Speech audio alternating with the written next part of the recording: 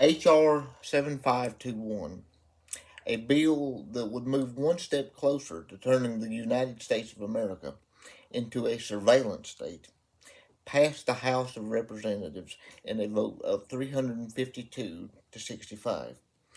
This bill, if it were to become law, would allow the president to ban any app or website that he deems a national security threat.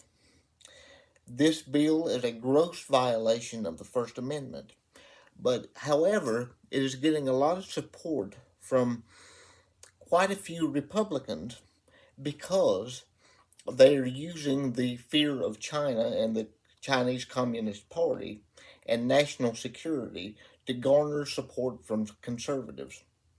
However, some people see this bill for what it is, a great Trojan horse. I want you to listen to what Representative from Kentucky, Thomas Massie, had to say about the bill, and I also want you to listen to what Representative Dan Bishop from North Carolina had to say, and then we'll talk about it. The gentleman from Kentucky is recognized. Mr. Speaker, I know the sponsors of this bill are sincere in their concerns and in their effort to protect Americans. They've described the TikTok application as a Trojan horse, but there's some of us who feel that either intentionally or unintentionally, this legislation to ban TikTok is actually a Trojan horse. Some of us are concerned that there are First Amendment implications here. Americans have the right to view information. We don't need to be protected by the government from information. Some of us just don't want the president picking which apps we can put on our phones or which websites that we can visit. We don't think that's appropriate. We also think it's dangerous to give the president that kind of power, to give him the power to decide what Americans can see on their phones and their computers. To give him that sort of discretion, we also think is dangerous. Now, people say that this TikTok ban will only apply to TikTok or maybe another company that pops up just like TikTok, but the bill is written so broadly that the president could abuse that discretion and include other companies that aren't just social media companies and that aren't, as some people would believe, controlled by foreign adversaries. Again, we're giving the president that discretion to decide whether it is controlled by a foreign adversary. There were some people who were legitimately concerned that this was an overly broad bill, and they got an exclusion written into the bill that I want to read. It says the term covered company does not include an entity that operates a website or application whose primary purpose is to allow users to post product reviews, business reviews, or travel information and reviews. Why is this exception in the bill? Why did somebody feel like they needed this exception if the bill itself only covers social media applications that foreign adversaries are running? These and other questions we hope to answer in the course of this debate, and I reserve the balance of my time. The gentleman from Kentucky. Speaker, this is not the first time that restricting speech has been pursued in the interest of national security. In fact, in 5 days' time, next Monday, I'll go to the Supreme Court for the first time I've attended an oral argument in the case of Murphy versus Missouri, the case where agents from the White House and the Department of Justice and other federal agencies embedded themselves with American social media companies to manipulate what could appear on social media, expression by the American people. Described by the lower court as the most massive attack on free speech in U.S. history.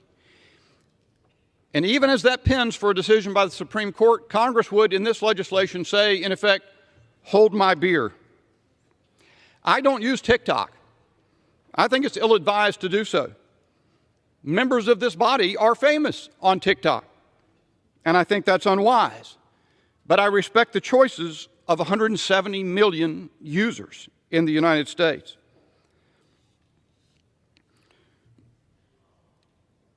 In the Trump administration attempted to ban TikTok in 2020, and it was held that it couldn't do so in 2 court decisions because under the International Emergency Economic Powers Act are subject to the Berman Amendment, passed in 1988 by this body to provide that in the interest of dealing with hostile foreign powers, the president can do all sorts of things with respect to commerce, but cannot ban the free flow of information across international boundaries.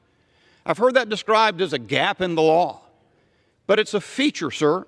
It's not a bug.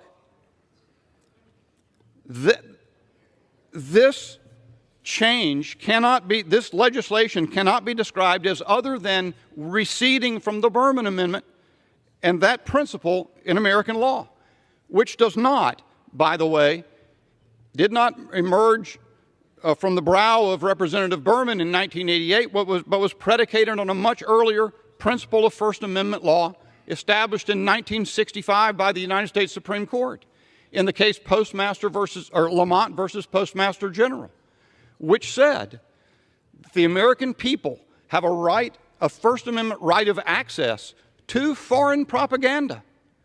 At first, it may be remarkable or strike one as odd to hear that, but that's because the proper relationship between government and citizen in the United States is that the citizen decides what to be exposed to and what ideologies to embrace and consider, and is always free to engage in expression, including across international boundaries. That remains the prevailing constitutional law today, and it begs this question. How could it be that Congress should be working hard to devise a means to circumvent that principle, that prevailing principle of the First Amendment, against the use of a particular means of expression by 170 million Americans? And isn't it ironic that the technical advisors in the construction of this legislation to design it so that it can get around legislation challenges, including isolating litigation challenges to 180 days and only in the Court of Appeals of the District of Columbia? Those technical advisors are the same folks at the Department of Justice who devised that plan to embed agents of the Department of Justice and other federal agencies with social media platforms in the United States to restrict what Americans could say online. Mr. Speaker, America confronts a grave challenge in China, and it will not prevail by becoming more like it. I yield.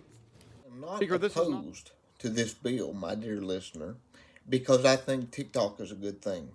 In fact, I would encourage anyone who is listening to me right now, if you are using TikTok, please get off of it for your own good, because it has been proven that the Chinese Communist Party is using the platform to steal your data. However, this bill is far too broad-reaching and puts way too much power in the hands of the president. Allow me to read to you from the bill itself. It says, and I quote, "The term foreign adversary controlled application means a website, desktop application, mobile application, or augmented or immersive technology application that is operated directly or indirectly, including through a parent company, subsidiary, or affiliate." If we ban TikTok, what is to stop the President of the United States from determining that Rumble is a threat to national security, or YouTube? I have a dog in this fight, because the majority of my listeners and the people watching me are on YouTube right now. What happens if I say something that the government determines is threatening? That is a gross violation of my freedom of speech and your freedom of speech. We should not allow our government to turn us into a communist country under the guise of fighting communism. If we allow this to pass, it is a gross restriction on our liberties.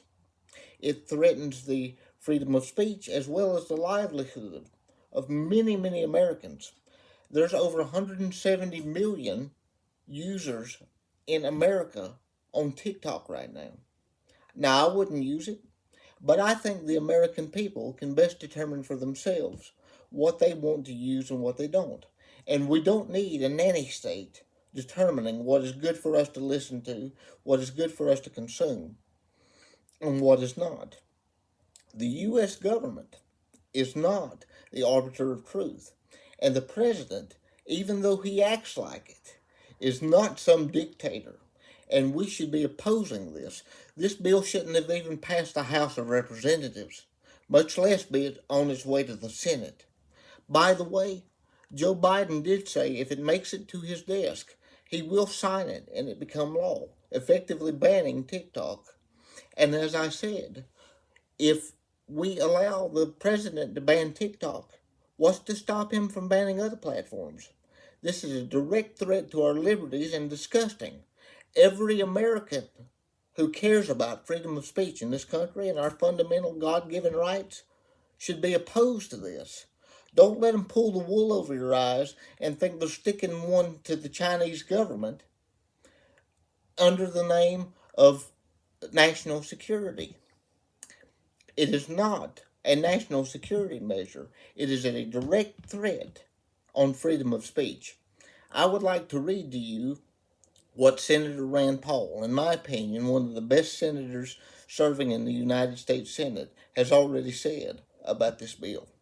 He said on X, the platform formerly known as Twitter today, my statement on the House TikTok ban. The passage of the House TikTok ban is not just a misguided overreach.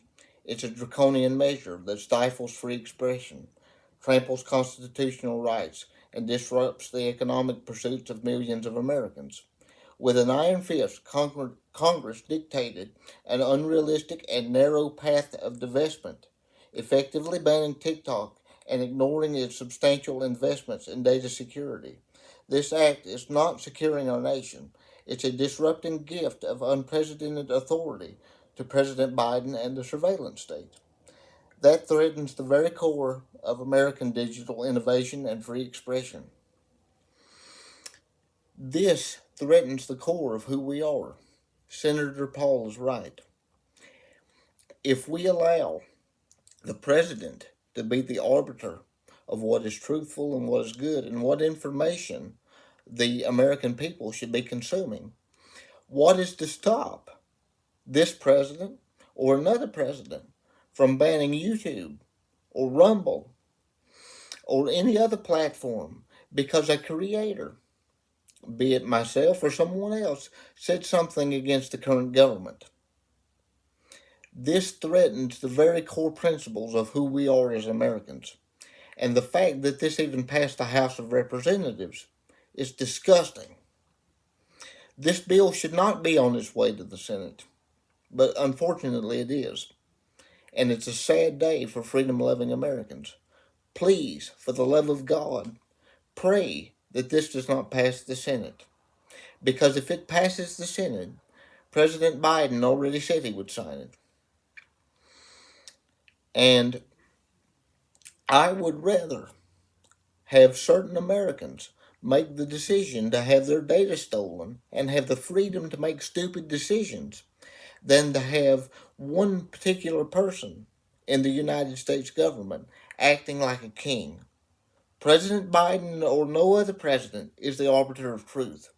This is disgusting and a hindrance to the very things that make us Americans, like free speech, like freedom of enterprise. This threatens little guys like me. If you believe in freedom of speech, please like this video, please share it, and please subscribe on the channel. Help me grow it. Help me get this message out. And stand against this. Call your senators, ladies and gentlemen. Tell them that this is not something that you want, that it is a threat to the very freedoms that we cherish here in America. I don't see how we can call ourselves freedom-loving Americans if we become the very thing that we despise in the name of national security. Because if we're allowing the president to ban platforms, then we're no better than a communist nation. And we're getting one step closer to becoming that if this bill were to pass. God save America. God save the Republic. God bless you.